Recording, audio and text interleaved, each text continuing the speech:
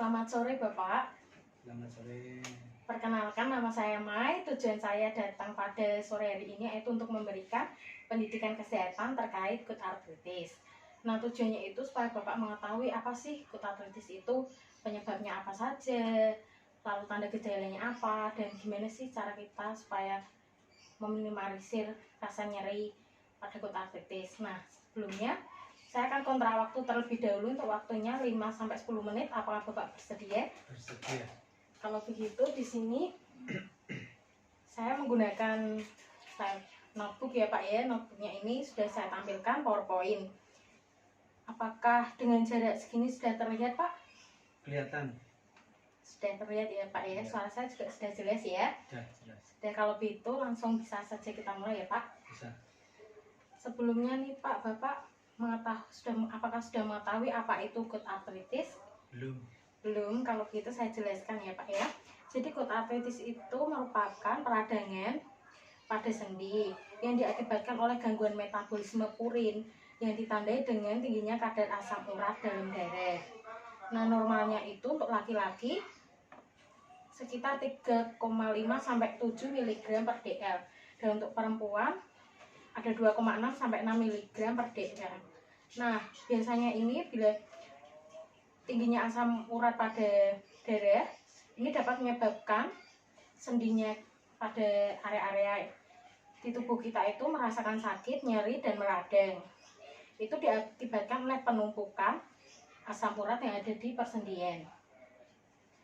Nah, apakah Bapak sudah mengetahui tentang grade atau klasifikasi dari gut artritis? Belum. Kalau gitu saya jelaskan ya Pak ya.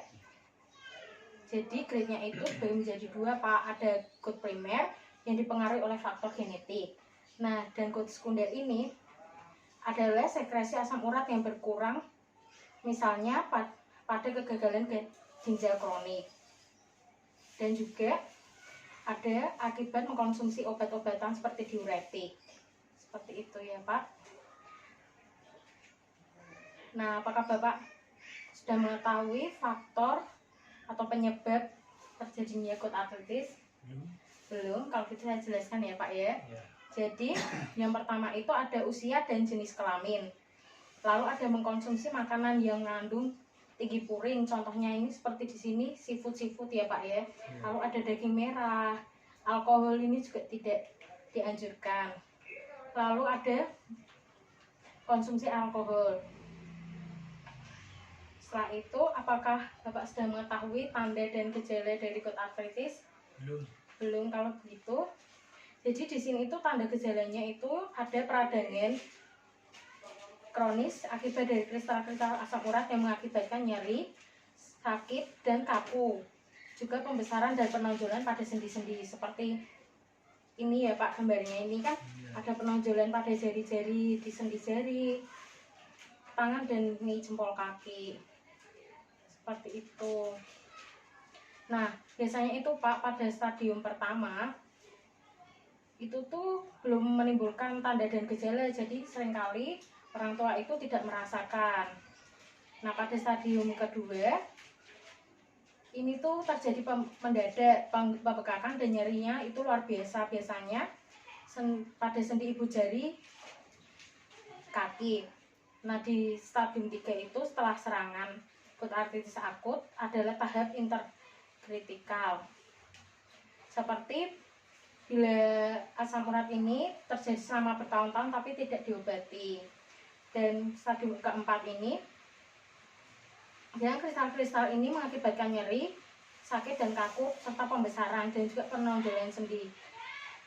Seperti itu. Apakah Bapak sudah mengetahui tentang komplikasi dari gut artritis Pak? Belum. Nah, yang ini komplikasinya itu ada munculnya benjolan keras atau disebut TOFI. Seperti pada gambar ya Pak ya, yang ada di persendian jari-jari ini mengalami pembengkakan.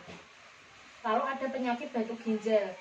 Nah, kristal asam urat tadi itu tuh bisa menumpuk di saluran kemih dan menyebabkan batu ginjal.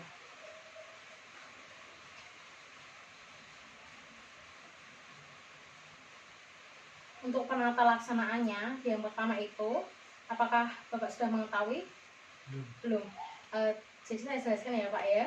Penata laksanaannya itu bila merasakan nyeri pada persendian bisa mengkompresnya dengan air hangat. Lalu bisa lakukan dengan istirahat yang cukup, jadi kurang aktivitas yang berlebihan. Lalu ada jangan lupa berolahraga seperti senam atau jalan-jalan ringan. Lalu penggunaan obat-obatan, tentunya obat-obatan ini yang sudah diresepkan oleh dokter ya Pak. Ya. Nah lalu ada dietnya juga nih Pak yang perlu kita perhatikan. Yang pertama itu batasi lemak. Jadi kalau bisa kita membatasi lemak, dan bila asupan yang lemaknya itu menggunakan minyak yang sedikit makanannya. Lalu ada protein nabati. Nah kan banyak protein Pak, contohnya juga seafood, tapi seafood ini tidak dianjurkan pada penderita gout arthritis. Jadi bisa mengganti dengan protein nabati atau yang dari protein seperti tahu dan lain-lain itu. Lalu ada perbanyak cairan dengan minum air putih ya Pak, tentunya untuk membuang asam urat melalui urin. Nah, lalu ada batasi purin. Sudah Pak, saya sudah selesai menjelaskan terkait penyakit gout arthritis. Nah, pada pendidikan kesehatan gout arthritis ini apakah ada yang ingin Bapak tanyakan? Tidak ada. Tidak ada. Kalau begitu coba saya yang bertanya ya Pak ya. Pada penata laksanaan gout arthritis apa saja hal yang bisa dilakukan bila nyerinya kambuh? Dikompres pakai air hangat. Dikompres. Untuk dietnya apakah makanannya harus dihindari? Dihindari makanannya. Iya, apa saja Pak? Seperti apa? Enggak boleh makan siput. Iya, bagus Pak. Minuman beralkohol. Iya, tidak boleh minum minuman beralkohol. Baik Pak, terima kasih waktunya. Bapak sudah bisa menjelaskan kembali apa yang sudah saya tanyakan ya Pak ya. Kalau begitu selamat beristirahat Pak. Semoga pendidikan kesehatan yang saya berikan dapat bermanfaat untuk Bapak.